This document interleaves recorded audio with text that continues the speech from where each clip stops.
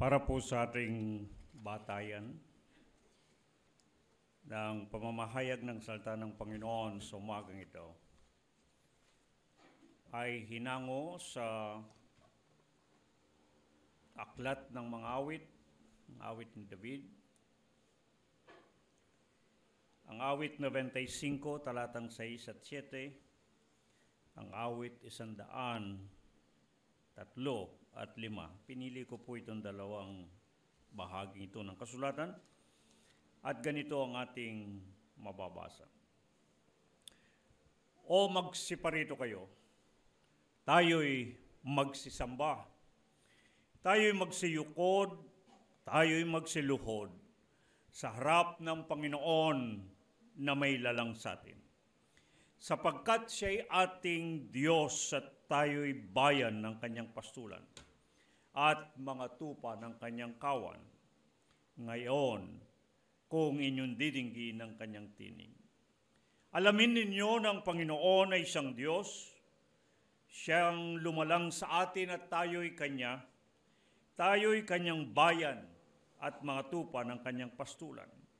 Sapagkat ang Panginoon ay mabuti, ang kanyang kagandang loob ay magpakailanpaman, at ang kanyang pagtatapat ay sa lahat ng salit-saling lahi. Tayo po ay manalangin.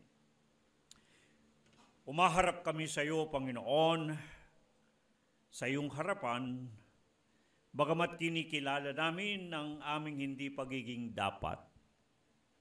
Hindi pagiging dapat sapagkat maaring kami ay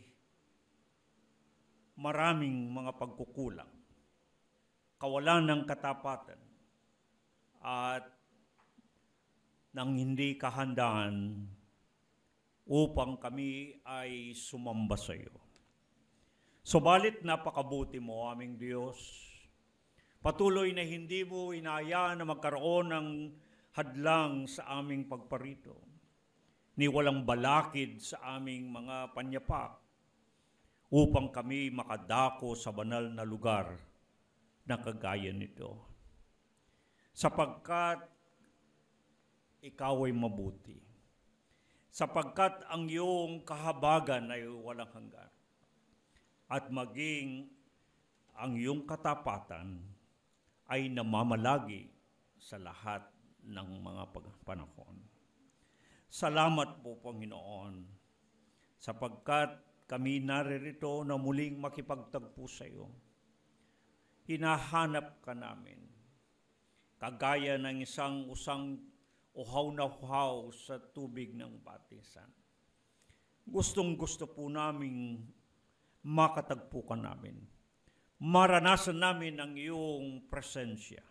Madama namin na ikaw ay kasama-sama namin, sapagkat ito ang kailangan namin. Samantalang kami nabubuhay sa sanglibutang ito na punong-puno ng sakit at ng hirap, ng ligalig, ng pangamba, ng mga takot at laganap na kasamaan. Datapwat kung kasama-sama ka namin, wala kaming katatakutang anumang kasamaan. Sapagkat ikaw ang aming pastor, sasamahan mo kami at hindi hihiwalayan magpakailanman. Amen. Amen. Ang mga bagay na ating tinatalakay, patuloy na pinag-uusapan sa ating paghaharap, ay mga paksang lubhang napakahalaga para sa atin. Yamang ating binibigyang diin at pinagukulang pansin ang relasyon sa Panginoon. Dito sa ating kawan ng Panginoon na ating tinatawag na tipanan na ugnayan, covenantal relationship. Sa mga paksang ating pinag-uusapan ay sinisikap nating naway maging makatotohanan, magpakatotoo at pakaseryoso sa ating pakikipag-ugnayan sa Panginoon sapagkat ang ugnayang ito'y isang tipanan, covenantal relationship, tipanan na ugnayan na siyang ibig ng Panginoon. Sa mga nakaraang mga pag-uusap natin at pag-aarap ay nailatag sa atin na maliwanag kung ano ang pinakabatayan ng pag-uugnayan, ng tipanan na ugnayan, ng relasyon ng Panginoon at ng kanyang bayan.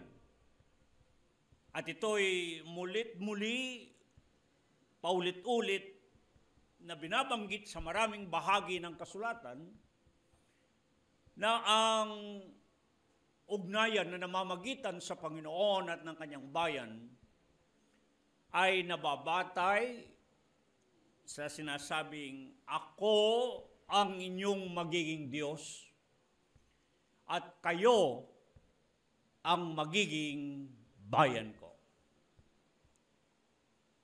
That I will be your God and ye shall be my people. Inuulit-ulit itong binanggit, kagaya ng aking nasambit sa mga nakaraan nating pagharap at pag-uusap. Halos naitala natin ito sa na mga 50 o mahigit pang talata sa Biblia na ito lang ang sinasabi mula sa lumang tipan hanggang bagong tipan, sa unang tipan at ikalawang tipan. At binanggit ko na ang mga ilang talata doon.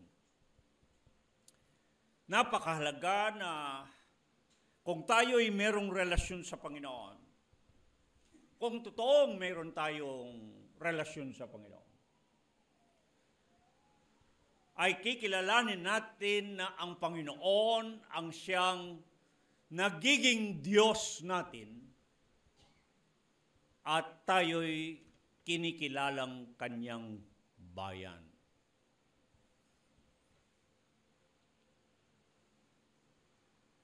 Kung bakit napakahalaga na lubusan nating maunawaan itong ugnayan na ito na namamagitan sa Panginoon ng bayan, ay upang ating mapag-usapan hindi lamang yung covenantal relationship, batay sa covenantal formula.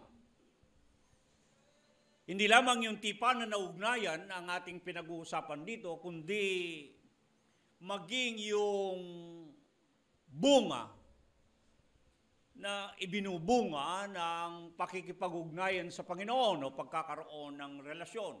Yung tinatawag nating covenantal benefits. Mga pagpapalang pakinabang.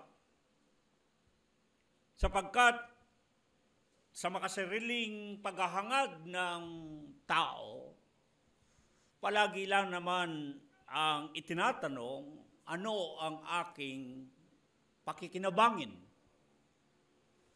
Ano ang mapapala ko? Ano sa salitang kali, anong mahihita ko? Hinahanap ng bawat isa ang anumang pakinabang. Sa Iglesia, ginagamit ang salitang blessings, pagpapala. At yan ang pinaka marahil ay kinasasabi kang pag-usapan palagi ng marami ang pagpapala, ang blessings. Subalit ipinaliliwanag natin, batay sa inahayag ng kasulatan na ang mga pagpapalang pinag-uusapan na pakinabang sa Biblia bilang aklat ng tipan, Book of Covenant, ay merong mga hinihingi na mga kailangang gawin upang ang mga pagpapalang pakinabang, yung covenantal blessings, benefits, or privileges, ay mata mo itong mga pangako.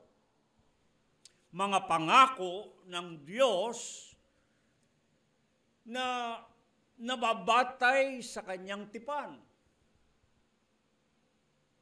At hindi tayo maaaring lalabas sa usapin ng tipan kung ibig nating pag-usapan ang mga pagpapala. At sa nakaraan natin, na paghaharap, na pag-usapan natin ang isa sa mga pinakamahalaga at mayamang pagpapala. Kaya po palaging may pasubali.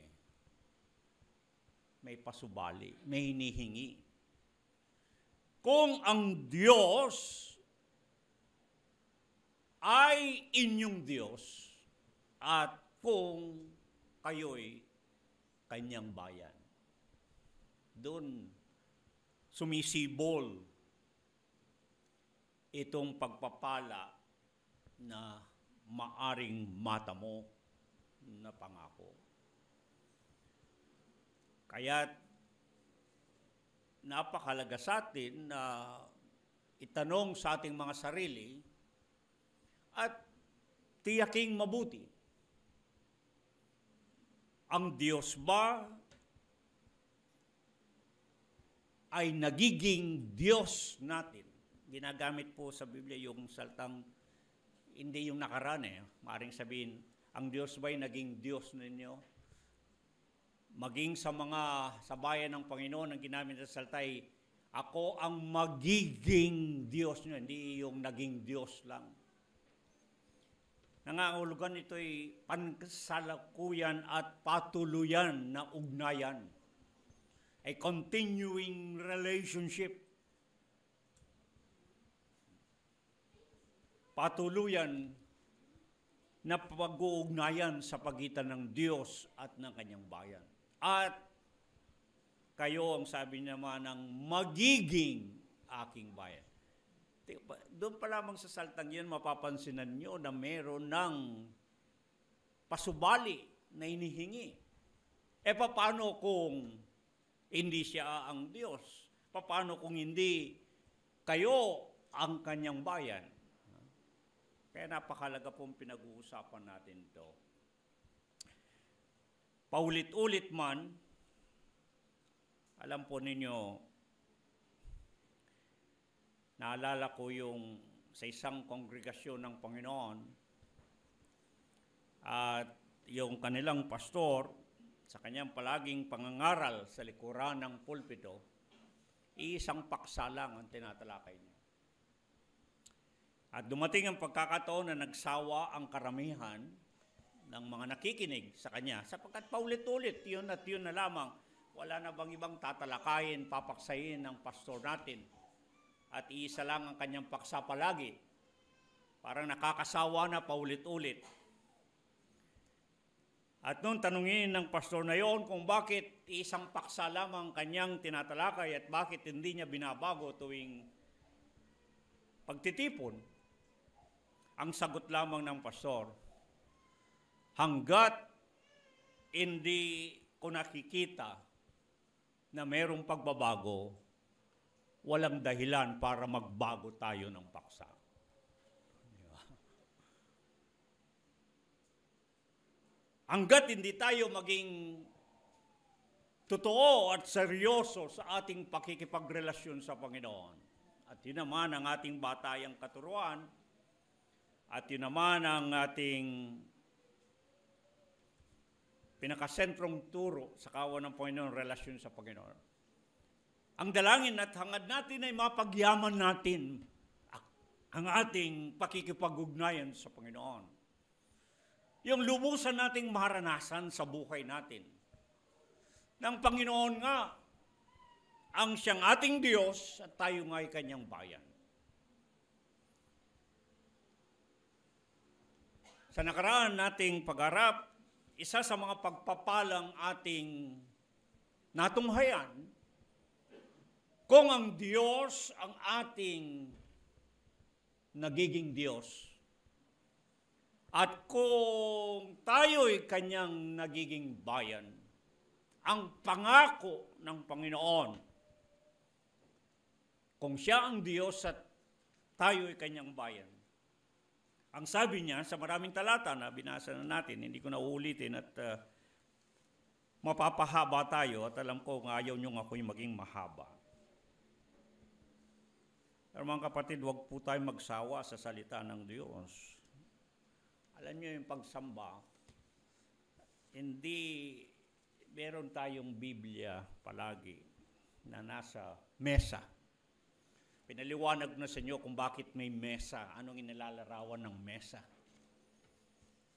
Dulang. Hindi lamang sapagkat kagaya sa araw na ito tayo magkakaroon ng komunyon, pakikibahagi sa dulang ng Panginoon kung bakit may dulang. Pinaliwanag ko na sa inyo sa maraming pagkakataon ng dulang noong unang panahon ay sagisag ng pagtitipanan.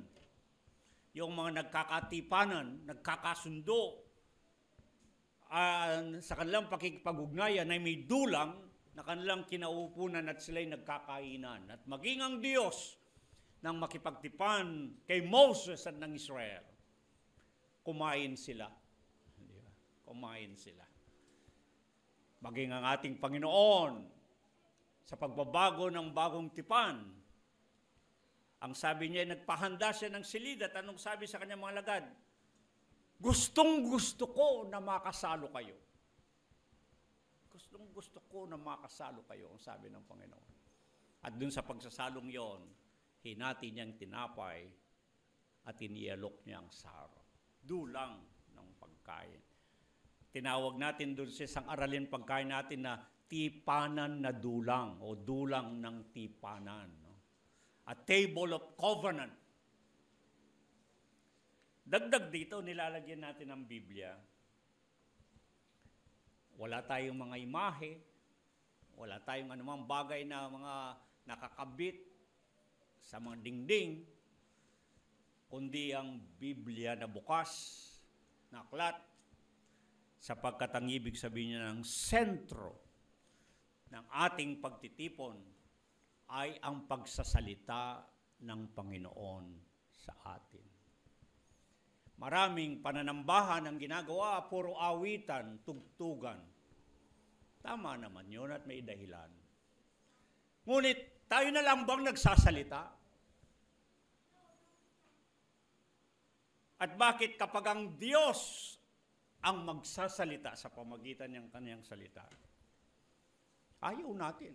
Gusto natin ang Diyos ang makinig sa atin, ayaw natin makinig sa Diyos. Kapatid, may dahilan kung bakit. Kung may mahalagang bahagi ng isang pagsamba, ay ang hayaan natin ng Panginoon ang magsalita sa ating kalagitnaan. Diba?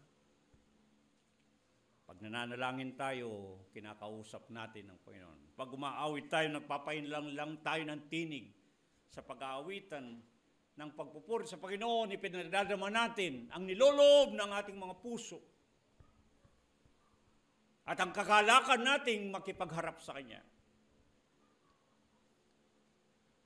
Ngunit piliin natin ang mas mabuting bagay, kagaya ng ginawa ni Maria na naupo sa paanan ng Panginoon na siyang pinakamabuting bagay, ang makinig sa salita ng Panginoon.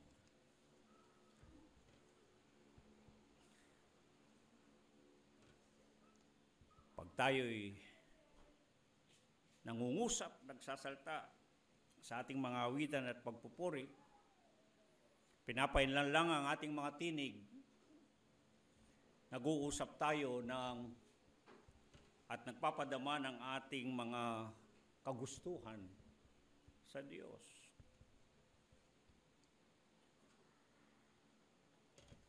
Pag ang Panginoon ang magsasalita,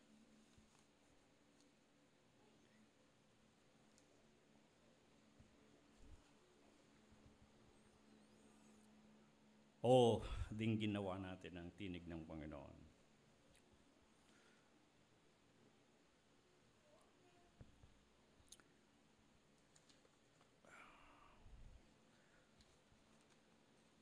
Ang isa sa pinangako na matatamo ayon sa salita ng Diyos.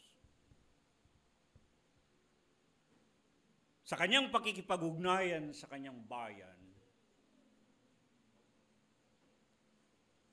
ay ang sabi niya sa maraming talata, at hindi ko na nga babanggitin sa inyo, ang maraming talata, at isa lamang ang aking binigyan ng pagpahalaga,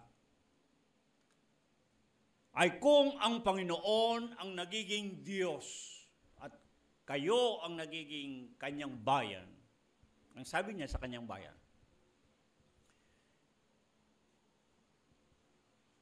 ako ang inyong magiging Diyos at kayo ang aking magiging bayan. Ako'y magtatabernakulo sa inyo. Ako'y mananahan sa inyo at lalakad na kasama ninyo. At yun ay tinalakay ko na ang ibig sabihin, kung mayroong pinakamahalagang pagpapala na mapapakinabangan natin mula sa Panginoon kung siyang ating Diyos at kung tayo'y kanyang bayan, ay yung presensya ng Panginoon. Yung pagsama ng Panginoon. At nabanggit ko sa nakaraan nating pag-arap, kung ang Panginoon ay kasama-sama natin, ano pang ating kakailanganin? Yeah. Saan tayo maaring magkulang? Anong kasamaan ng ating katatakutan? Anong mga bagay ang hindi natin maaring matamo kung ang mismong Panginoon kasama-sama natin? At yan ang isa sa mga dahilan. Sabi ko nga, ipatutunayan sa inyo sa mahaba. 3 linggo na akong hindi matapos-tapos sa isang ginagawa kong aralin na pagkain, na patutunayan natin kung bakit pinili ng Diyos na gamitin ang larawan ng pastor at ng tupa. At ang isa sa mga dahilan ay sapagkat ang pastor at tupa hindi maaring maghiwalay. At ang buhay ng isang tupa ay nakasalalay sa kamay ng kanyang pastor. At ito ang matingkad na inihahayag ng Biblia kung bakit ang Diyos ay kinuha niya ang larawan ng isang pastor. At kung bakit ang mga kanya'y palagi niyang iginagaya sa mga tupa sa kanyang kawan na pinapastoran. Yung pagkakaisa nila, yung pagkakasama nilang dalawa ay hindi maghihiwalay. At yun ang pinakamayaman ng karanasan. At yun ang mayamang naranasan ng bayan ng Diyos, yung pagsama ng Panginoon sa kanila. Yung nanahan ng Panginoon sa kanilang kalagitnaan. Yung nagtabernakulo ang Diyos. At sa pag-uwakas ng ating natalakay sa nakaraan, kapag yung pagsama ng Diyos ang nawala, walang dahilan upang ang Diyos ay maging Diyos at walang dahilan upang ang kanyang bayan ay maging kanyang bayan. Ang pagkakaiba ng ugnayan ng Panginoon at ng kanyang bayan ay yung siya ay naroon sa kanilang kalagitnaan.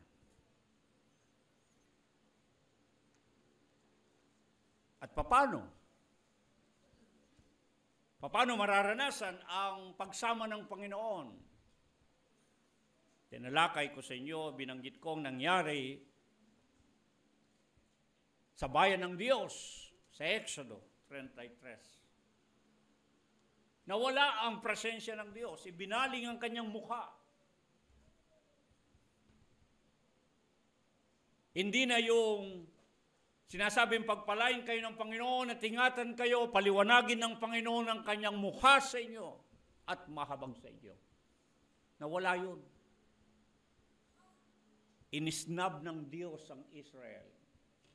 Ibinaling niya yung kanyang panin, yung kanyang mukha. Yung kanyang presensya ay nawala.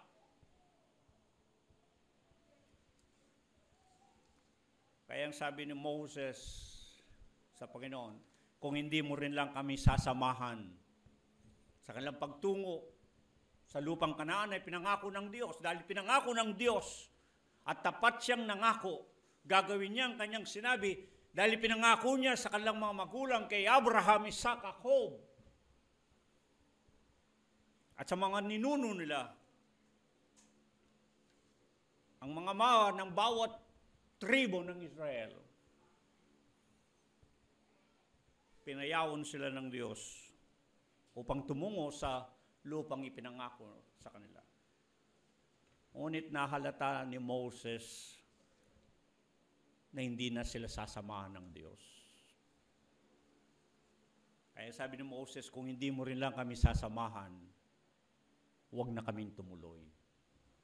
Nakita niyo doon, pinakikita ang kahalagahan na kasama ang Panginoon. Mangyari naranasan nila sa 40 taon sa ilang, nakasama-sama nila ang Diyos. At alam na natin ang kasaysayan ng 40 taon nilang paglalakbay sa ilang. Kung paano ang Diyos ay hindi nawala sa kanila. May ulap na lumililim. May haligi ng apoy sa gabi. At sa araw, upang huwag silang saktan ng araw ay nilililiman ng ulap. Sa gitna ng kadiliman ng gabi, mayroong haligi ng apoy na lumiliwanag.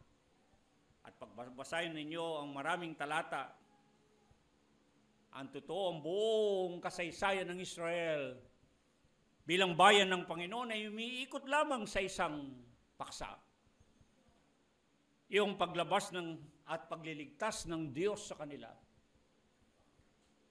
sa Ehipsyo. Doon lang umiikot ang kasaysayan nila.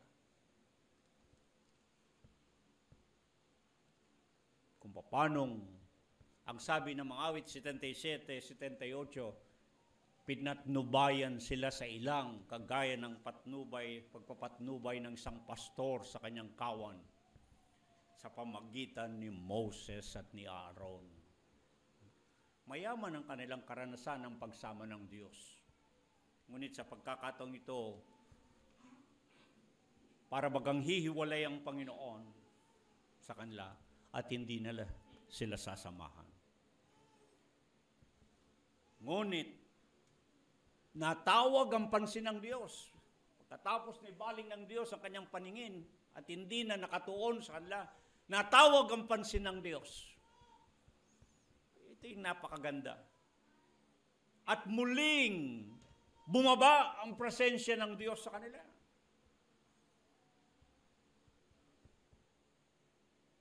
Ang dahilan ay ang kanilang ginawa na ang sabi, at ang bayan ay sumamba sa Diyos. Kaya napakahalaga ng pagsamba, mga kapatid. Bagamat may maraming mga pagkakataon na darama natin, ang Panginoon ay nandidiyan kasama-sama natin sa ilang pagkakataon sa buhay natin.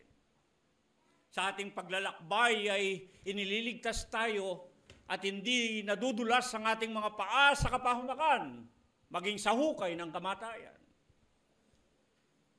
Sa maraming kapahamakan ay nililigtas tayo ng Panginoon, maging sa karamdaman, sa pagkakaratay nito, sa banig, ay muli tayong ibinabangon ng Panginoon at nagpapanauli ang ating kalusugan at ang ating kalakasan. Mula sa ating mga kalungkutan, kagulumihanan, pinapalitan ng Panginoon ang kapayapaan at marami pang mabubuting bagay na ginagawa ang Diyos. Maaaring hindi natin napapansin sa maraming pagkakataon. Ngunit pagpapakita ng kabutihan ng Diyos sapagkat kasama-sama natin ang Diyos. Naririyan ang Panginoon. Nakakatagpo natin ang Panginoon sa maraming yugto ng ating buhay. Ngunit, merong mas higit na pagkakataon upang madama ang presensya ng Diyos. At ito ay sa pagsamba. Sa pagsamba. Doon, ang sabi nga ni David, nananahan ang Panginoon sa kapurihan ng kanyang bayan. The Lord habiteth the praises of His people. Sa pagsamba, muling ang presensya ng Diyos ay pumaparoon. Kaya naman sa paksa natin sa sandaling ito, ay magatangkong sa ating aralin na pagkain, pananawagan ng pananambahan, pagpapakita ng pagkilala. Kagaya ng mga talatang ating batayan, mga awit 95 at ang awit 100, na mas madalas ay ginagamit at sinasambit sa pananawagan ng pananambahan. Ang sabi, magsiparito kayo. Tayo'y magsisamba. Tayo'y magsiliyukod. Tayo'y magsiluhod. Sa harap ng Panginoon na may lalang sa atin. Anong dahilan? Sapagkat siya'y ating Diyos at tayo'y bayan ng kanyang pastulan at mga tupa ng kanyang kamay. Alamin ninyo, ang Panginoon ay siyang Diyos, siyang lumalang sa atin at tayo'y Kanya. Tayo'y Kanyang bayan at mga tupa ng Kanyang pastulan. At ano ang kabutihan? Sapagkat ang Panginoon ay mabuti, ang Kanyang kagandang loob ay magpakailanman, at ang Kanyang pagtatapat ay sa lahat ng salit-saling lahi. Ipakikilala ko sa inyo si Tob, si Esed, at si Emuna bilang pagpapalang pakinabang kung ang Diyos ay ating Diyos at kung tayo'y bayan ng Panginoon o kawan ng kanyang pastulan.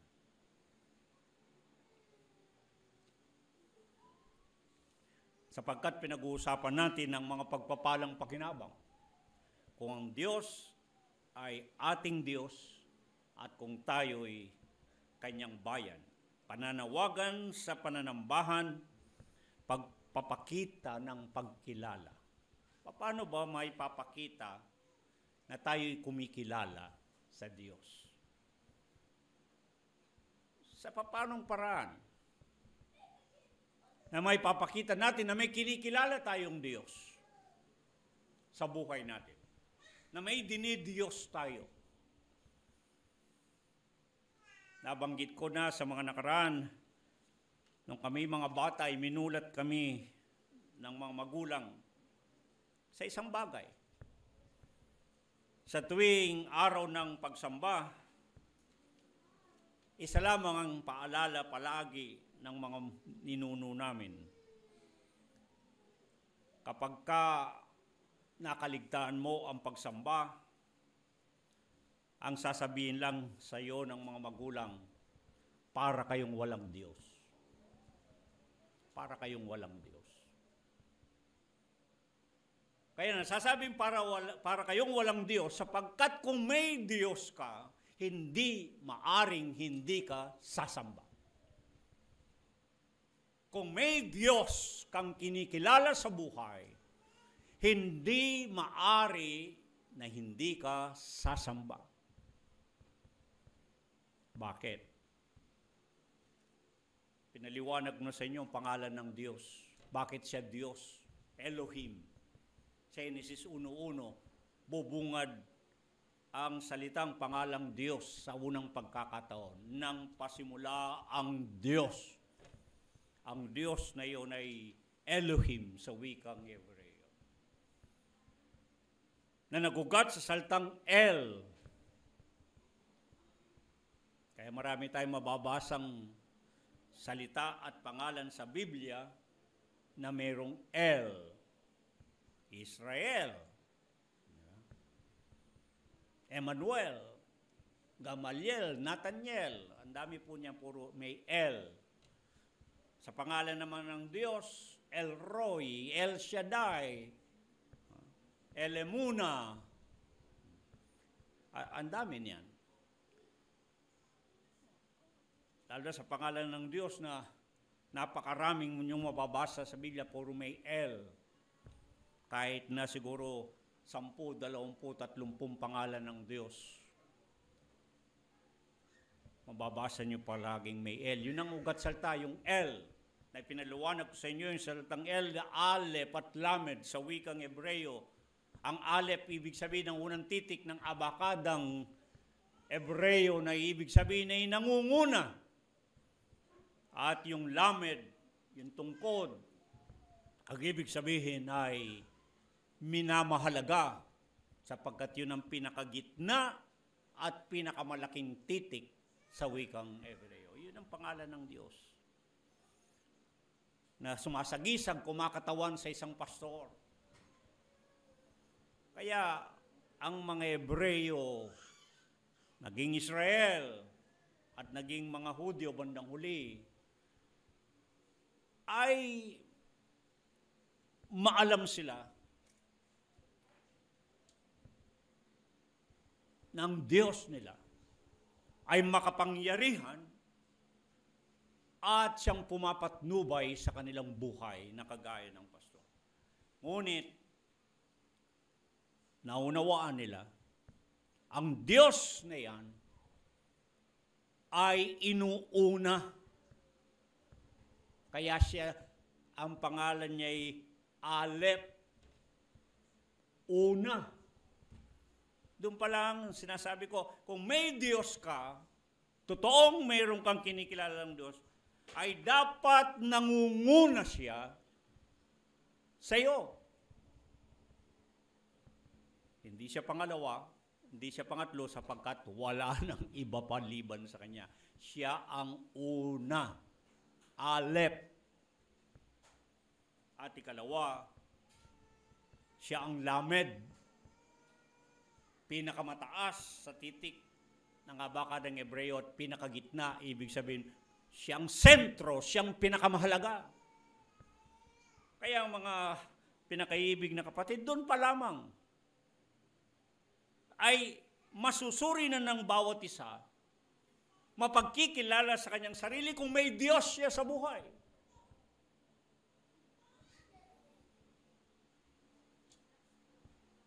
Kung may Diyos siya sa buhay, ang Diyos niya ay inuuna at minamahalaga niya sa kanyang buhay. Pag hindi gayon, wala siyang Diyos. Wala siyang kinikilalang Diyos.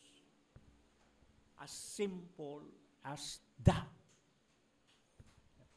Nakagis na natin yung may Diyos, naririnig natin ang tungkol sa Diyos, may dinidiyos at lahat niyan. Pero hindi pa natin marahil naunawaan. Bakit may Diyos? Bakit meron tayong Diyos at bakit may kinikilala tayong Diyos? At paano natin may papakita ang ating pagkilala sa Diyos? In what manner we can show that indeed we know God. It is all about who you know. Kaya ang sabi, alamin ninyo, know. Ilang ulit sinabi yun na pa, know that I am God. Alamin ninyo na akong Diyos. Dito sa ating talatang bayan, sabi, alamin ninyo ang Diyos. It is all about who you know God. Gaano ba ninyo kilala ang Diyos? Ano ang pagkakilala ninyo sa Diyos? Sino ang Diyos sa inyong pagkakilala? Kung may Diyos kayo, may dinidiyos kayo sa buhay.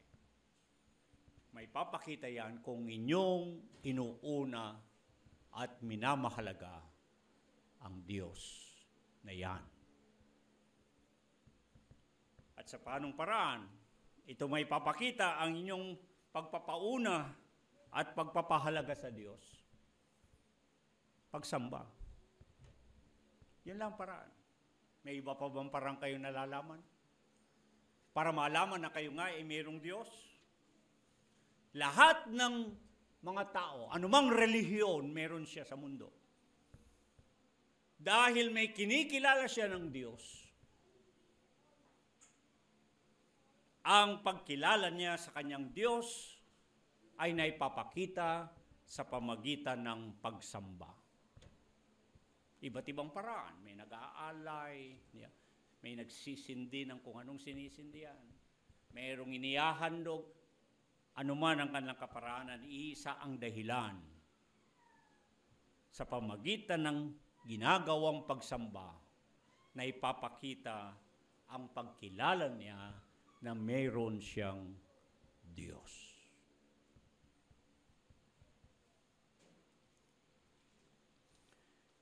Sabi ng ating talatang batayan, magsiparito kayo, tayo'y magsisamba sa harap ng Panginoon na may ilalang sa atin. Sapagkat siya ating Diyos, siya ating Diyos, at tayo bayan ng kanyang pastulan at mga tupa ng kanyang kamay. Conscious of the fact that He is our God and that we are His people, we will come to worship. Yung salitang magsiparito kayo, sa Hebreo, ang salitang ginamit, kung di ako magkakamali, kadam. Parang isang putok, parang isang ingay na malakas, parang isang tunog na mabilis. Kaya kung isasalin ito sa Tagalog, dapat ay, magsiparito kayo, tayo magsisamba. Ang dapat na isalin ay, halik kayo, maging matulin, magmadali kayo, at tayo'y sasamba. Baka dyan lang ay hindi tayo, mahuhulog tayo at hindi papasa. Sapagkat sa pagsambang pinag-uusapan, mabagal tayo. Papatay-patay, tatamad-tamad. Samantalang sabi, halik kayo, halika, magsisamba, magmadali. Kaya dapat isaling mabuti yung ilang salita upang maintindihan natin ang talagang ibig sabihin. Nananawagan ng pagmamadali at pamamalagi sa pagsamba. Ulitin ko, hinihikayat ang bayan ng Panginoon kung ang Diyos ang kanilang Diyos at sila nga ang kanyang bayan, kinakailangan nilang sumamba na nagmamadali at namamalagi.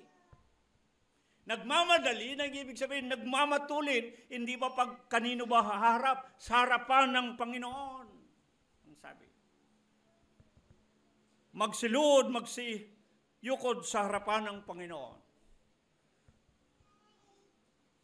Kapag ka tayo ay aanyayahan upang humarap sa isang nakatataas na tao o minamahalagang tao. Tiyak ko kung kayo'y naanyayahan, magtatakbuhan, mag-uunahan na kunin ang unang upuan, kung hindi man yung presidential table o dulang. Hindi po ba gano'n? Pag inanyayahan tayo sa haharap sa halimbawa sa presidente ng Pilipinas. Sigurado walang upuan bakante sa harapan, mag-uunahan, gusto lahat. Nandun sila malapit sa harapan ng taong yon. At ito ang iminumulat sa atin ng talatang batayan. Ang pagparoon kung saan naroon ang Panginoon. Kung haharap sa presensya ng Panginoon.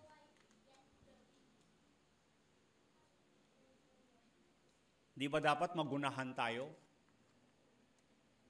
Dahil kung mamumudmud ng biyaya at ng pagpapala ang Panginoon, ayaw ba ninyong kayong unang makasalo? Kaya yung kasabihan na kung mamumudmud ang Diyos ng biyaya, hindi ba mas mabuting makipagunahan? Dumako sa harapan ng Panginoon, katatagpuin ng Panginoon, haharap sa presensya ng Panginoon.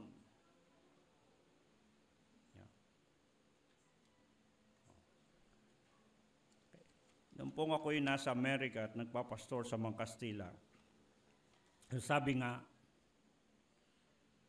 sa Amerika, madali mong makita kung ang isang lugar ay simbahan sa dalawang bagay.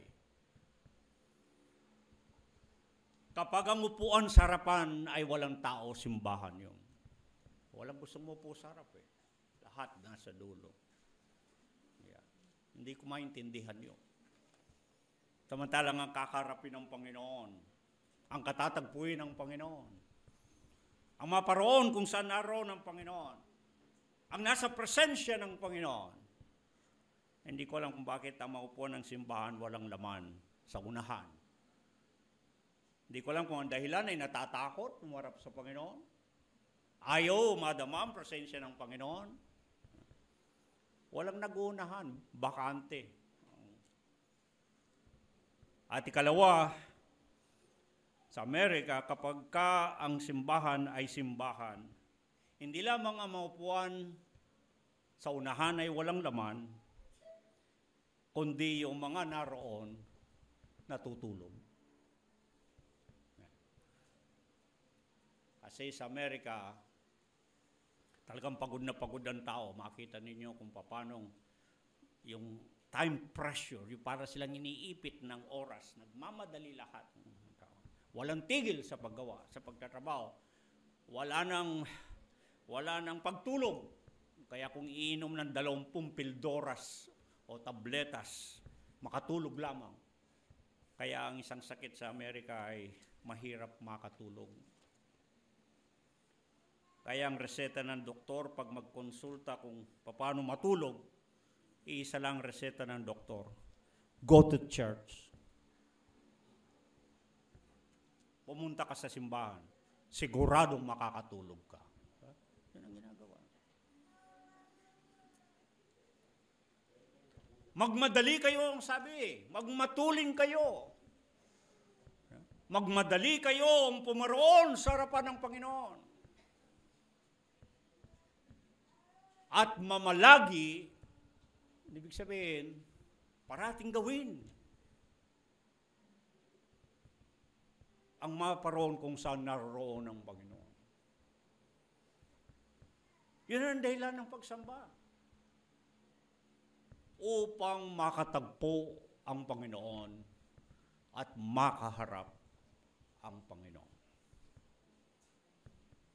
Sa susunod na pagharap natin, yung uupo sa harapan may tig-1,000. Mag-uunahan kayo sigurado. Di ba?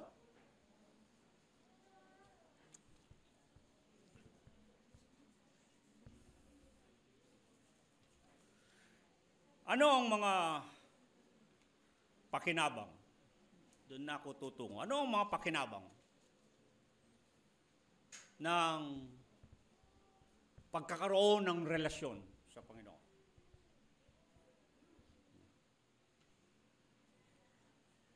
Kung ang Diyos ang iyong Diyos at ikaw ay kabilang kasama sa kanyang bayan. Kung merong namumong relasyon sa Panginoon na kagaya nito, anong mapakinabang? Dito sa awit 95, 6 at 7, ang sabi,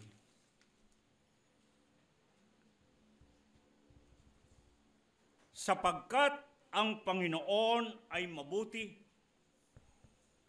ang kanyang kagandang loob ay magpakailanman, at ang kanyang pagtatapat ay sa lahat ng salit-saling lahi. Pakikilala ko sa inyo si Tob, si Esed, at Emuna. Si Tob, ang salitang Hebreo ng kabutihan. Si Esed, ang salitang Hebreo ng kahabagan. O doblihin natin. Si Tob, si Toby. Si Tob, huwag niyong kalimutan. Salitang Hebreo ng kabutihan o kagandahan. Si Esed ay salitang Hebreo na kaawaan o kahabagan. At si Emuna, minsan ang palayaw niya, Amen, ay katapatan at katotohanan. At ito ang tatlong binanggit ng Diyos, ng awit tungkol sa Diyos.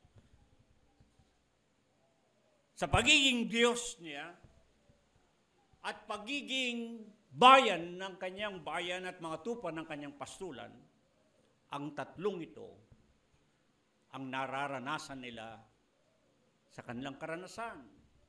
Ang kabutihan o kagandahan ng Panginoon. Ang kanyang kahabagan o ang kanyang kaawaan.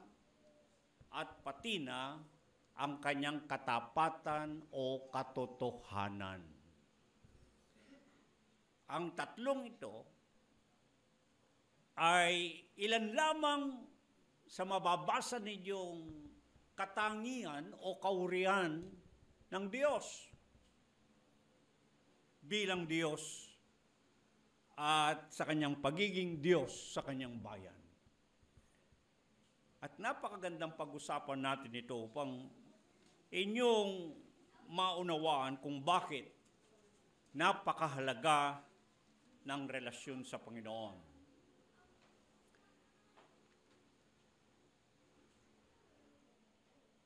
Itong tatlong ito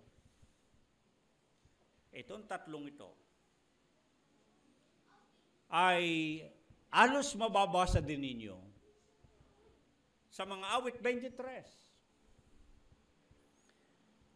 Ang pagiging pastor ng Panginoon sa kanyang mga tupa, at doon sa talatang 6, anong sinasabi? Surely, goodness and mercy shall follow all the days of my life. See, surely,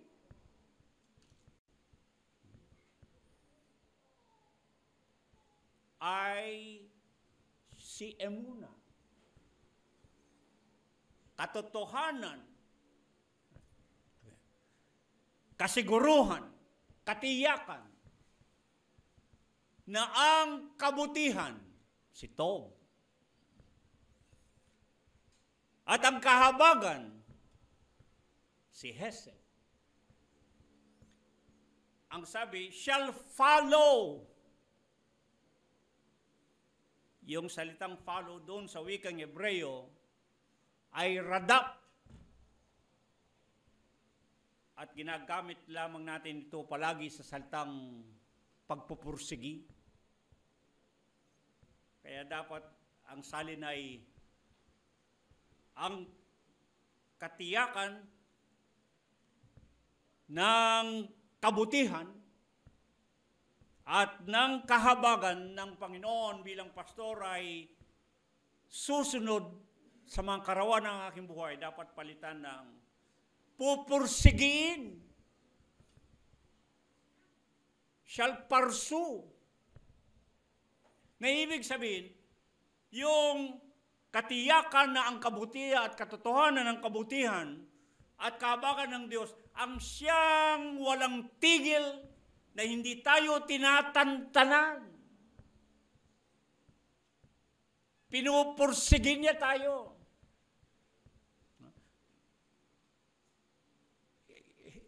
Isipin ninyo kung gaano kaganda ang larawan na ipinakita roon. Ano man ang ating kalagayan,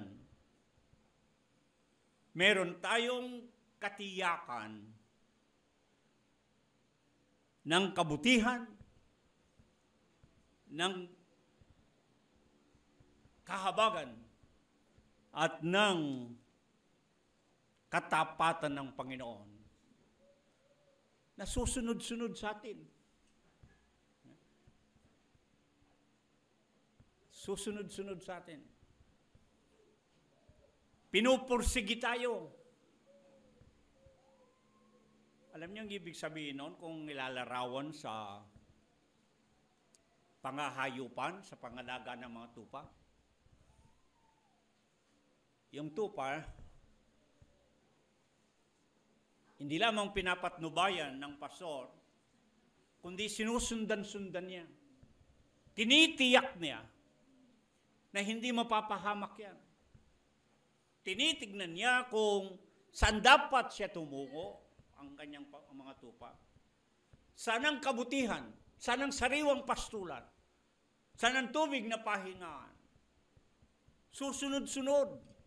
Hindi sila iiwanan. Hindi sila pababayaan. Hindi sila tatantanan. Magpupursigi. Ang kabutihan, kahabagan at katapatan ng Diyos. Doon pa lamang po, malulula ka na, mamamangha ka na. Kung gaano ang kabutihan ng pakinabang meron kapag ang Diyos ay iyong Diyos at ikaw ay bayan ng Diyos. Itong tatlong ito ang ating pag-uusapan. Una, ang kabutihan o kagandahan ng Panginoon. Toob, the goodness of God. Sa awit 33:5, ang sabi, ang lupa ay puno ng kabutihan ng kagandang loob ng Panginoon. Sa mga awit 14:17 o Manggawa 14:17, hindi, ang sabi, nagpabayang hindi nagbigay ng patotoo ang Diyos tungkol sa kanyang sarili, na gumawa ng mabuti. Meron daw patotoo ang Diyos na iniwan. At ang patotoo na ito, patotoo na siya nga ay Diyos na mabuti, ang sabi, sapagkat ang sabi, nagbibigay ng ulan galing sa langit. Gayon din sinabi ng Panginoon yan sa Mateo 5:45, na pinasisikat ng Diyos ang kanyang araw sa masasama at mabubuti, at nagpapaulan sa mga ganap at hindi ganap. Ang isang patotoo na ang Diyos ay mabuti, that God is good, sa lahat, ipinakikita niya ang kanyang kabutihan. Nagpapaulan at nagpapaaraw. Tanda ng ipinakitang patotoo ng Diyos na siya'y mabuti. Isipin ninyo kung walang ulan. Isipin niyo kung walang araw, sikat ng araw. Alam ba ninyo ang ibig sabihin noon? Walang buhay. Walang mabubuhay. Mamamatay ang lahat. Kung paano sinusustento ng Diyos ng buhay ang lahat ng kanyang nilalang, pagpapakita na ang Diyos ay mabuti. Ang pagiging mabuti ng Diyos, ang dami niyan. Hindi ko nabibigay, subalit napakaraming talata niya. Kahit na 10-20 talata sa Biblia, ulit-ulit yan. The Lord is good. God is good. The Lord is good. Napakaraming talata niya. Mabuti pa ang mga Aprikano. Mas nakakaintindi kung gaano kabuti ang Diyos. Alam nyo, nung sumikat yung kapag may sumigaw ng God is good, sasagot ang kapisanan all the time. Pag sinabing all the time, sasagot silang God is good. Alam nyo, sa Africa, nagsimula yun. Ano ang Africa? Ano ang mga Afrikano? Ang mga Afrikano, mababasa naman nyo yan, makikita ninyo yan. Sila yata ang bansang walang ipinakikita kundi ang mukha ng kahirapan. Hindi ba? Ang mukha ng kagutuman. Ang mukha ng kaligaligan. Ang mukha ng kahirapan, ng karamdaman. Ganyan ipinipinta ang mukha ng Afrika at ng mga Afrikano. Pero doon nagsimula yung kasabihang yun. Para maintindihan nila ang kabutihan ng Diyos. Napakapayak, napakasimple ng kanilang paliwanag. God is good all the time. All the time, God is good. Buti pa sila naunawaan nila na sa anumang kalagayan, sa anumang kapanahunan, ang Panginoon ay palaging mabuti. Mabuti ang Diyos. Samantalang tayo, hindi siguro tayo talagang nagsasalat, hindi naman siguro tayo talagang nagkukulang sa maraming bagay. Hindi naman siguro tayo talagang pinaghihirap. Kahit papano'y meron tayong kasaganaan, kung hindi man lubusan na kapuspusan ng lahat ng mga bagay. Subalit, nababanggit ba natin at kapag sabi ba tayo ng Diyos ay mabuti sa atin? Di ba? Higit tayong nakakaangat. Marahil ang kalagayan sa buhay. Hindi naman siguro kalunos-lunos ang ating at kahabag-habag ang ating katayuan sa buhay. Meron tayong kalakasan, meron tayong kalusugan, maraming pagkakataon, nagtatamasa tayo ng mga kagalakan, kasiyahan sa buhay. Maraming pagkakataon, maraming biyaya ang hindi natin mabilang at pagpapala ng Diyos. Ngunit, nakapagsasabi ba tayo ang Diyos ay mabuti? Naaalala ba natin ang Diyos ay mabuti sa atin? Ang Panginoon ay mabuti?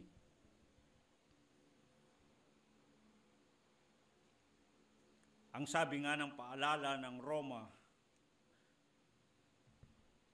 11:22, sabi ni Pablo na apostol, masdan ninyo ang kabutihan ng Diyos.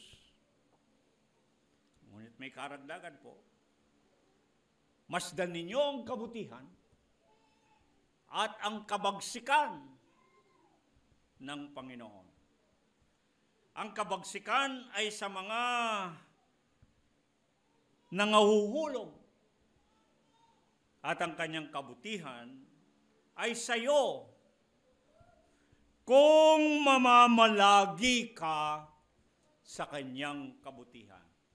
If you remain in His goodness. Kaya palagi natin sinasabi, ang mga pangako, mga kapangakuan sa tipan, may kondisyon. Hindi basta talata ng pagpapala na hugutin, kukunin, aangkinin natin. May kondisyon. At dito ang kondisyon, ang hinihingi na pasubali upang ang kabutihan ng Diyos ay mapasa atin. Ang sabi, ang kabutihan ay sa iyo kung namamalagi ka sa Panginoon, sa kanyang kabutihan.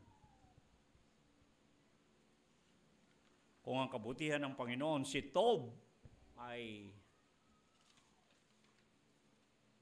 mamalagi sa atin, hinihingi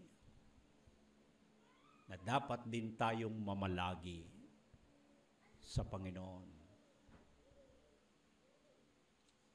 Hindi yun naman po ba sobra yung gusto ninyo, lahat ng kabutihan ng Panginoon mapasa inyo? Pero ayaw naman ninyong manatili sa Panginoon? Inahangad ninyo na kayo'y pagpalain ng Panginoon, na maging mabuti siya sa inyo, ayaw naman ninyo sa Kanya. It doesn't make any real sense. Di ba? Kaya sabi, kung gusto niyo maging mabuti ang Panginoon sa inyo, manatili kayo sa Kanya, sa Kanyang kabutihan.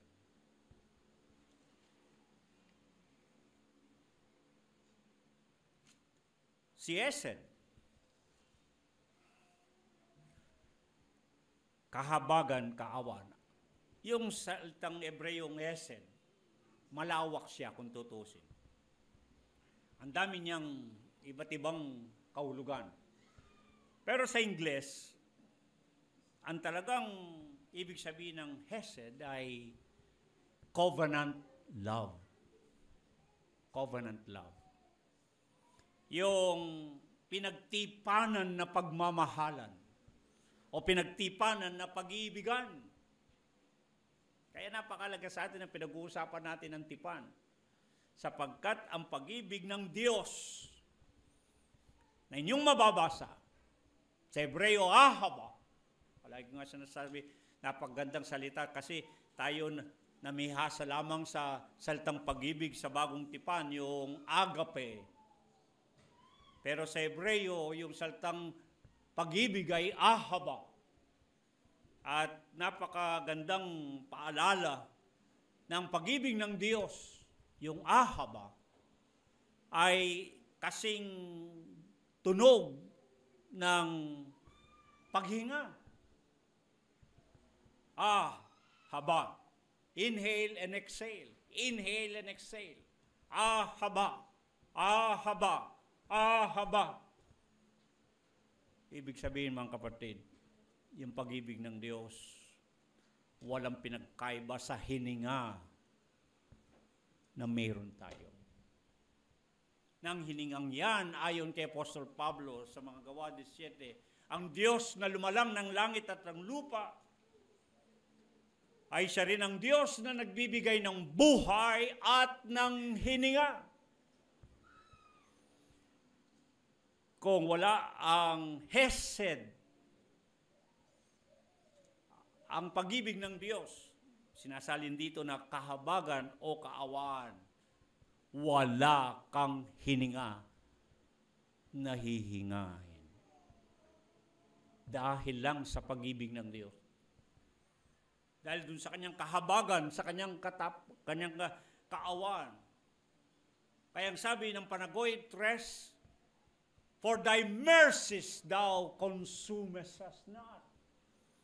Nang dahil sa iyong kahabagan na hindi mo kami nililipol kaagad. Isipin ninyo, kung hindi mahabagin ng Diyos, kung hindi siya maawain sa isang iglap, maaari tayong lipulin. Pag ako'y nagtuturo ng tungkol sa eskatolohiya, sa mga huling mangyayari sa huling panahon, pag ilalarawan sa inyo ang bagsik ng galit ng Diyos, pag ibubuhos na niya, pagpuno ng salo, pagpuno ng saro ng kanyang galit. Di ba?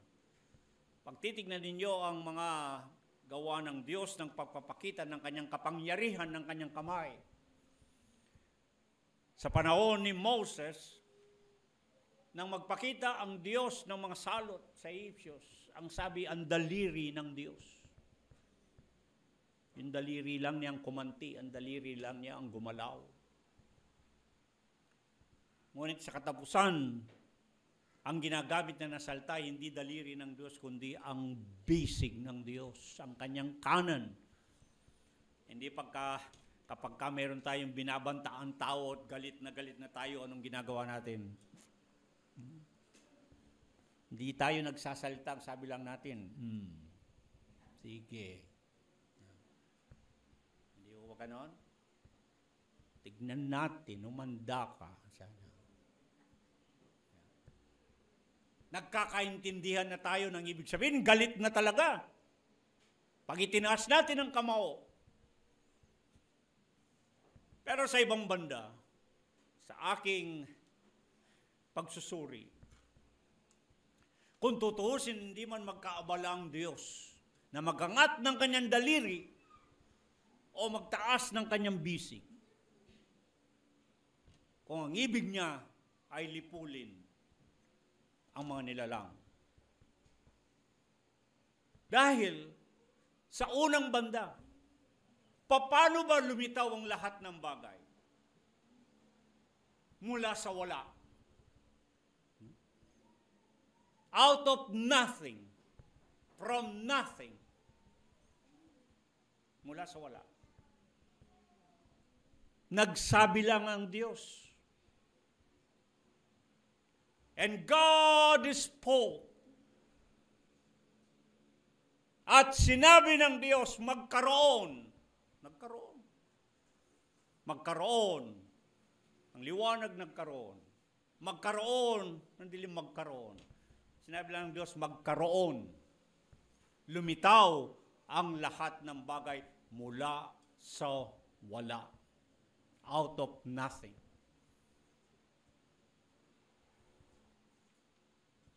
Sa Latin, nihil. Ibig sabihin, walang pinanggalingan, lumitaw.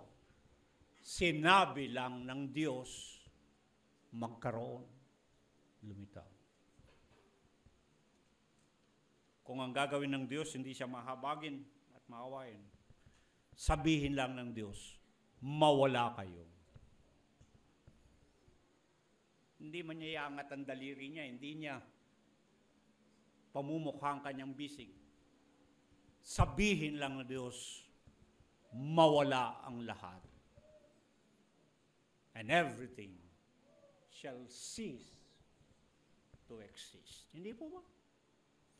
Ngunit mahabagi ng Diyos, ang sabi. Maawain. Si Hesed. Yung covenantal love of God. Nang ibig sabihin, kaya covenantal love ang salitang Hesed sa wikang Hebreo. Sa ating tipanan na ugnayan, covenantal relationship na pinag-uusapan. Ang ibig sabihin, nakatali ang pag-ibig ng Diyos. Ipinakipagtipan niya ang kanyang pag-ibig. Kaya makita ninyo ang Israel, ang bayan ng tipan, the covenant people, the people of the covenant. Palagi kong nababanggit yung kabanatang 77-78 ng mga awit sapagkat nandun yung saltang kay dalas-dalas. Kay dalas-dalas nilang maghimagsik. Kay dalas-dalas nila na magbulong-bulungan. Kay dalas-dalas nila, kay dalas-dalas, kay dalas-dalas, kay dalas-dalas. Yung kay dalas-dalas nila na magkasala. Yung kay dalas-dalas nilang magkulang sa Diyos. Yung kay dalas-dalas nilang tumalikod sa Panginoon. Siya namang kadalas-dalas ng Panginoon na ibigin sila. Dahil sa kanyang hesed, sa kanyang covenant love. Dahil sa kanyang ahaba o agape. Yung hesed, inilalarawan yung pag-ibig ng Diyos na hindi ihiwalay. The unceasing love. The unfading love of God. Tingnan ninyo yung sinasabi sa bagong tipan ni Apostol Pablo.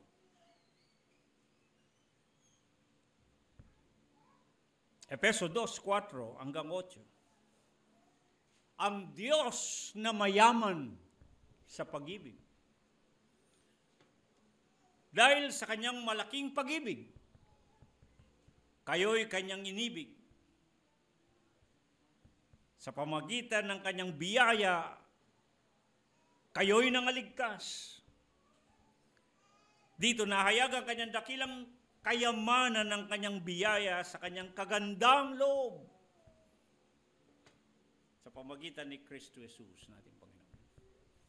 Sa Tito 3:4, 5, 6, nahayag ang kagandang loob ng Diyos na ating tagapagligtas at ang kanyang pag-ibig sa tao na hindi dahil sa mga gawa sa katwiran na gumawa sa sarili, kundi sa kanyang kaawaan ay kanyang iniligtas tayo na ibinigay ng sagana sa atin sa pamagitan ni Kristo Jesus na ating Panginoon. Nakita ninyo?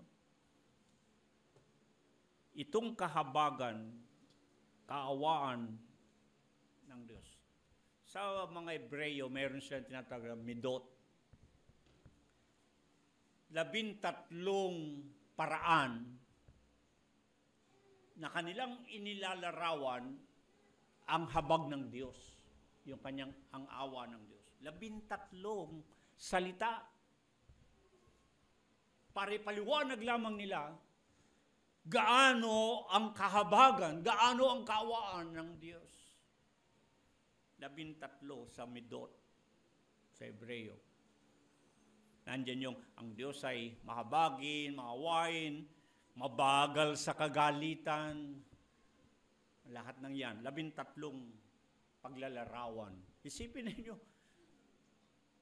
yung habag ng Diyos at yung kanyang awa, halos hindi mapagkasya sa isang salita.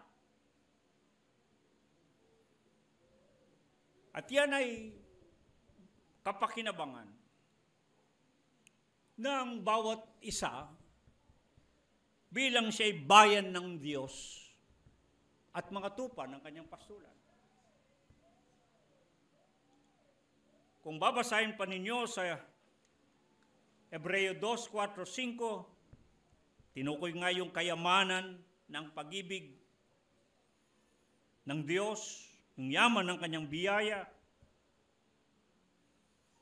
Sa Hebreo 10:17, sinasabi diyan kung gaano ang kaawaan ng Panginoon, gayon din sa Colosas 2:13, kung gaano kalaki ang habag ng Diyos, yung kanyang awa, ay makikita sa pagpapatawad ng kasalanan. Sa pagpapatawad ng kasalanan. Nang sabi, maging yung kasalanan nyo ay hindi na niya maalala pa. Kalilimutan niya ang lahat ng pagkakasala. Saan kayo nakakita ng ganyang Diyos? Kung ang Diyos na yan ay ating Diyos at tayo kanyang bayan at matupan ng kanyang pasulan. Isipin mong yung kay dalas-dalas na magkasala ng Israel bilang kanyang bayan. Sa kabila noon, nang dahil sa habag ng Diyos, nang dahil sa awa, o nang dahil sa kanyang hesed, na sapagkat iniibig niya ang kanyang bayan at sinumpaan niya ang kanyang pag-ibig na yon sa kanyang bayan, sa kanyang tipan, kahit na yung kasalanan nila, kayang kalimutan ng Diyos. Ang pagsalangsang nila ay talikuran. Tayo man, sa unang 1, 1:5 hanggang 10,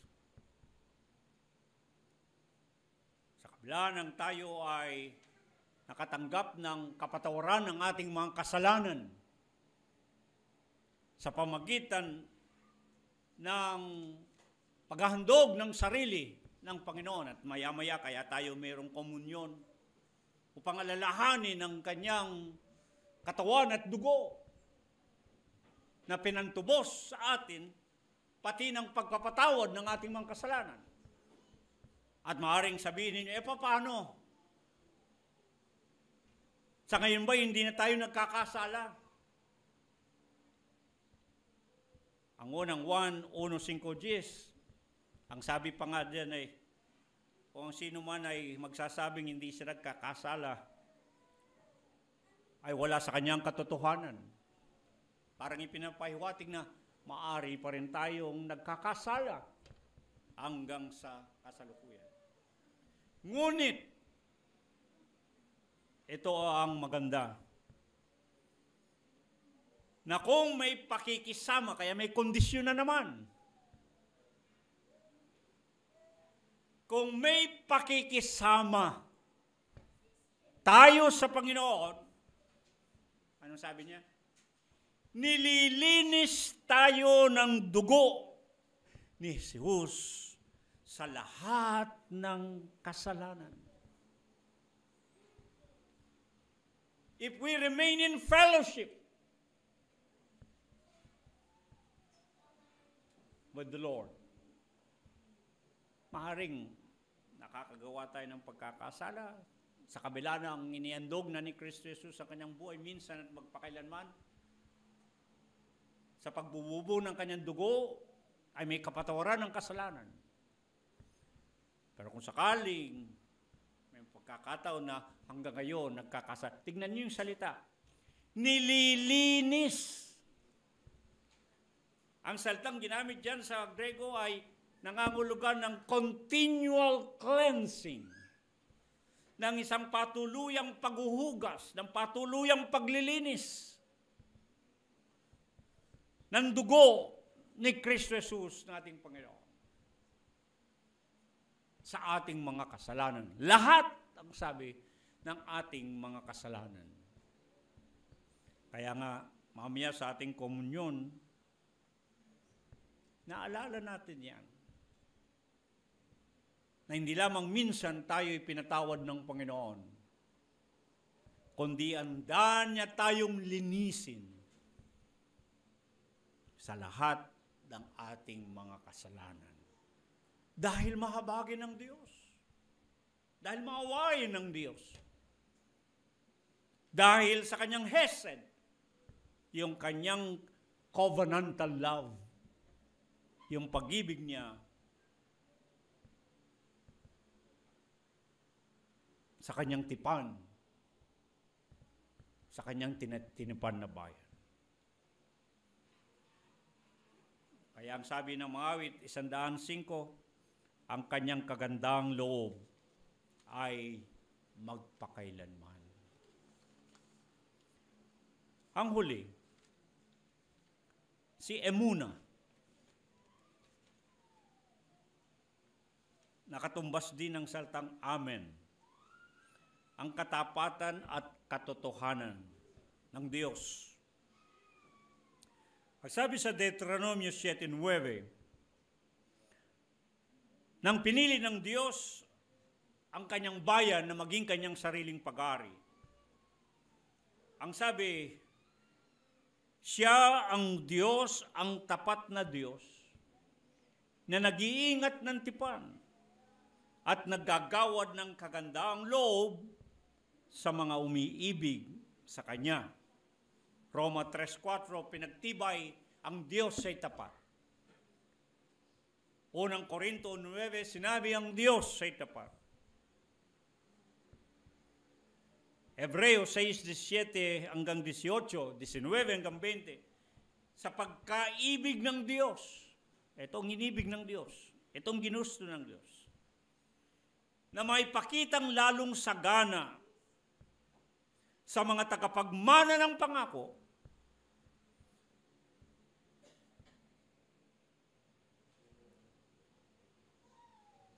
at kawalan ng pagbabago ng kanyang pag-iisip. Hindi magbabago ito sa isip ng Diyos.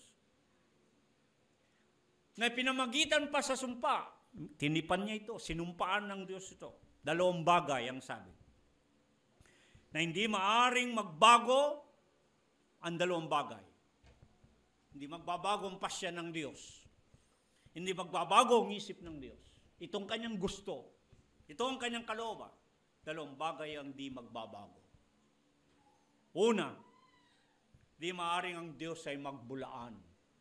Hindi magsisinungaling ang Diyos. Kung anong sinabi niya, ang kanyang gawin. Kung anong tinipan niya, anong sinumpa niya na kanyang pangako, gagawin niya.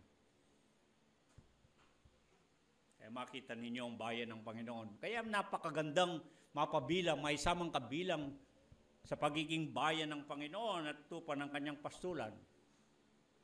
Tapat ang Diyos, yung kanyang emuna, yung kanyang pagiging amen,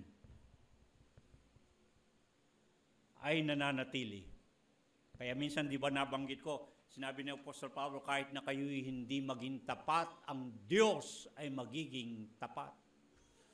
Hindi ibig sabihin na tinuturo ni Apostol Pablo na huwag tayong magtapat. Hindi. Ang sinasabi ni Apostol Pablo, ang pagkakaiba, ang agwat ng malawak na pagkakaiba natin ng Diyos, tayo'y hindi nagiging tapat. Pero ang Diyos, kahit na sino hindi maging tapat, siya ay tapat pa rin, mananatiling tapat. Sumumpa ang Diyos. Nang wala siya ng masumpaan, ang sabi ng Hebreo, sumumpa siya sa kanyang sarili. Kung anong sinabi niya, yun ang kanyang gagawin. Tapat ang Diyos. Ikalawa, itong pakinabang, pagpapalang pakinabang, ito yung blessing, covenantal benefit, blessing. If God is our God and if we are His people and the sheep of His pasture, magkaroon tayo ng isang matibay na kasiglahan that we will have a consolation. Yung kaaliwan natin, yung kagalakan natin, yung kasiyahan natin na ito.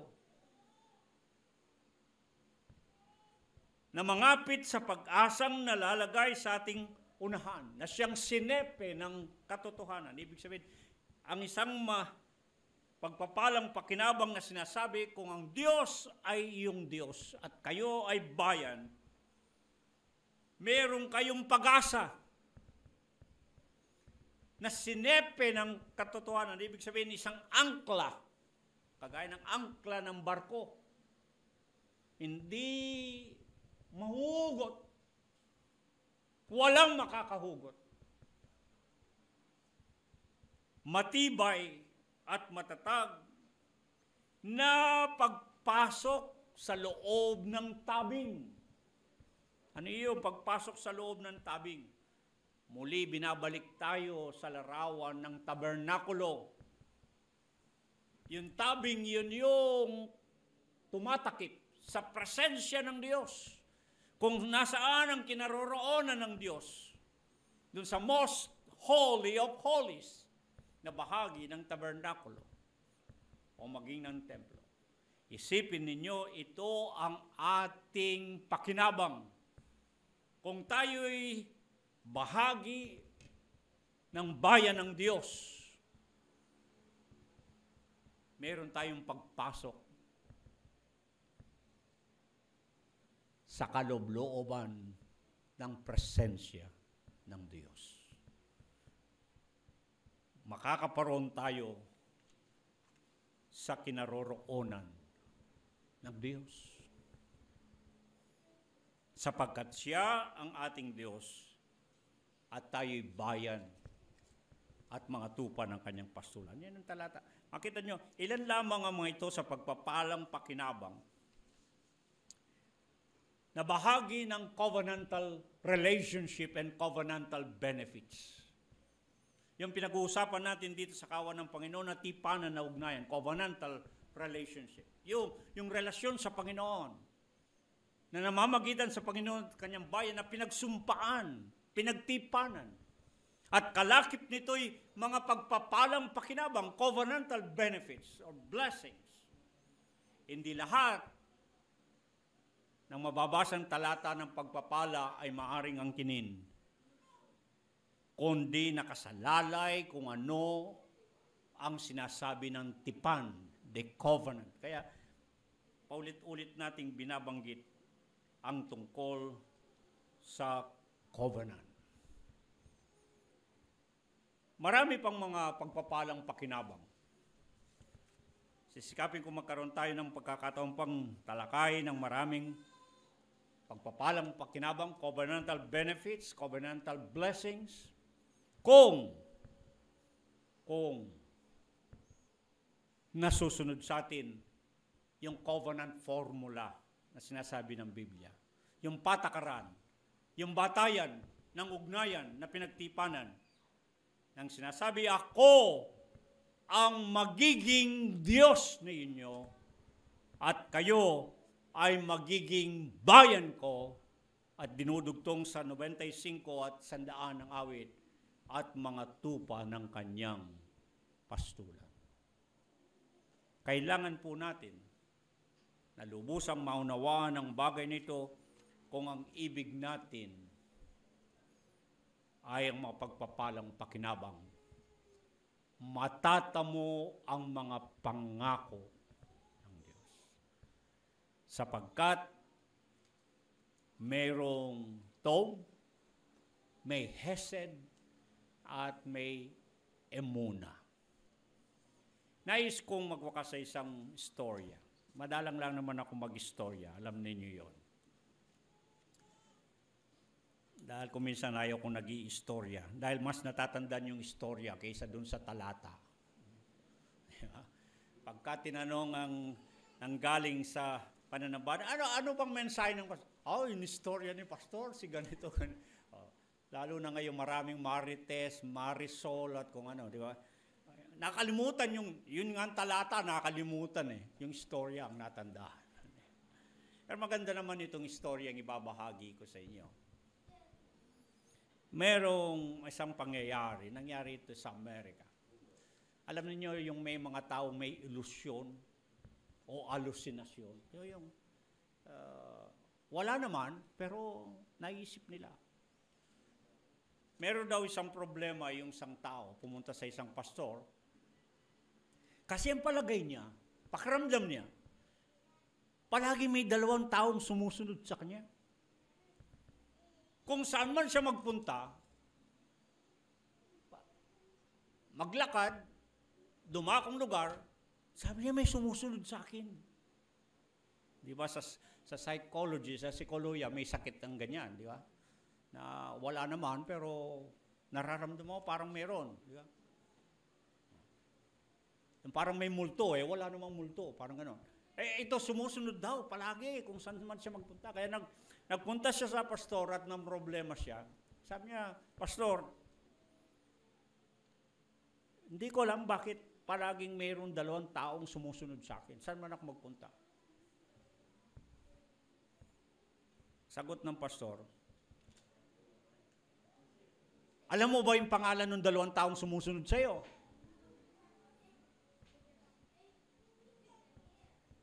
Ang sagot, hindi Hindi ko nga sila kilala kung bakit saan ako sinusundan. Sabi ng pastor, ang pangalan ng 2 taong sumusunod sa iyo,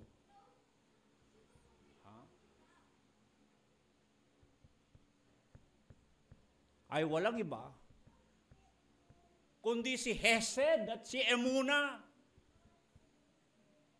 Ang sabi ng mga awit 23:6, at ang kabutihan at kahabagan ng Diyos ay susunod sa iyo sa lahat ng kabutihan. Kaya ang pangalan ng dalawang taong yun ay si Goodness and Mercy.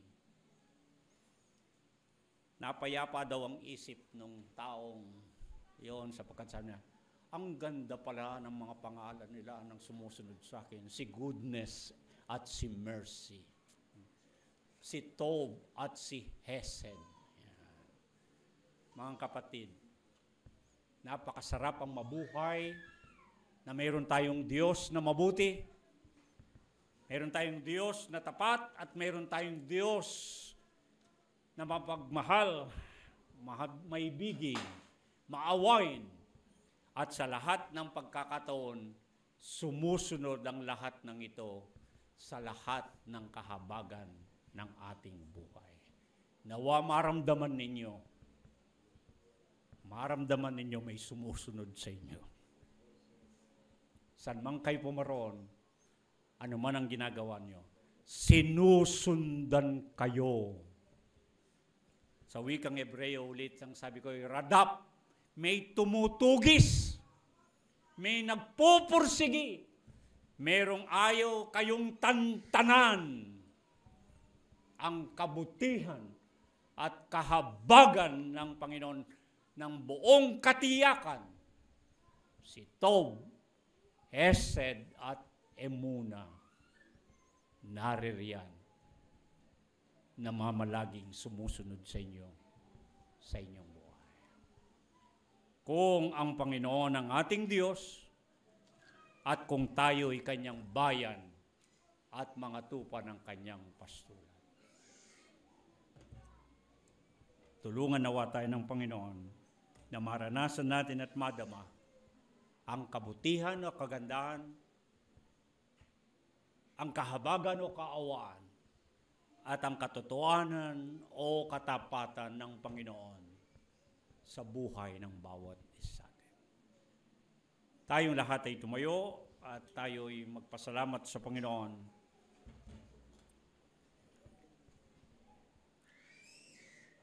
Aming Diyos at aming Panginoon, kami po ay nagpapasalamat muli, nagagalak. Nag-uumapaw ang aming mga saro sa kagalakan sapagkat sa pamagitan ng iyong mga salitang nahihiyag sa amin, napagkilala ka namin ng lubusan kung sino ikaw, na aming Panginoon, aming Diyos. At kung kami ay iyong bayan at mga tupa sa iyong pastulan, ang iyong kabutihan, ang iyong kahabagan, at ang iyong katapatan ay mararanasan namin. Salamat po, Panginoon. Salamat po. Sa kabila ng katotohanang hindi kami karapat-dapat, sa maraming pagkakataon sa iyo,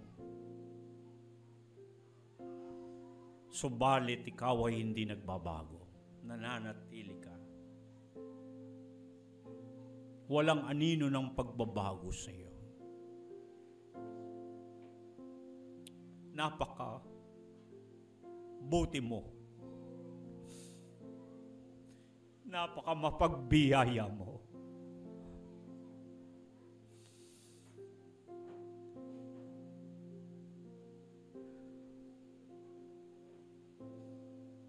Sa buhay ng bawat isa sa amin. Salamat po, Panginoon.